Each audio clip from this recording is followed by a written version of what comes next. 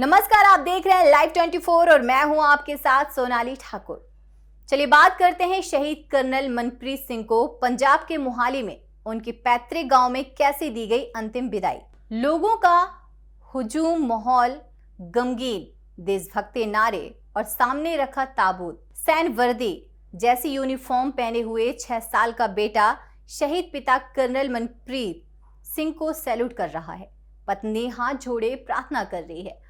मौके पर मौजूद हर शख्स की आंख नम है, क्योंकि किसी ने पिता, किसी ने पति तो किसी ने अपना बेटा और देश ने अपना वीर सपूत खोया है।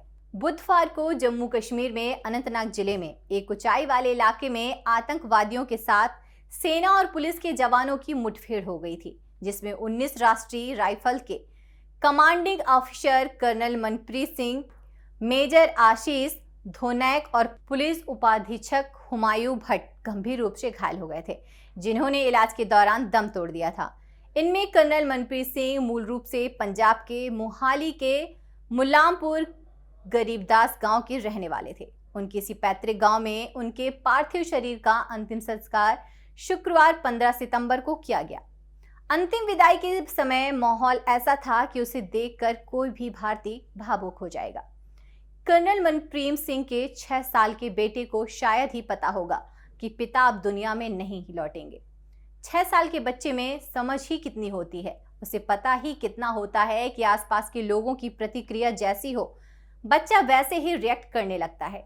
तारीफ कर्नल के परिवार की करनी होगी कि बेटे को खोने के बाद भी अपनी धरती और सेना के लिए जज्बा इस कदर बरकरार है कि नन्हे मासूम को भी सेना की वर्दी जैसे ड्रेस पहनाकर उसके पिता के पार्थिव देह वाले ताबूत के सामने लाकर खड़ा कर दिया और सलामी दिलवाई।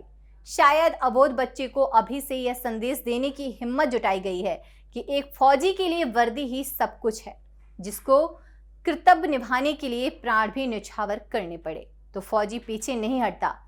हैकनर मनप्रीत सिंह अपने पीछे पत्नी, 6 साल का बेटा और 2 साल की बेटी को छोड़कर गए हैं। पूरा देश अपने वीर जवानों को श्रद्धांजलि अर्पित कर रहा है।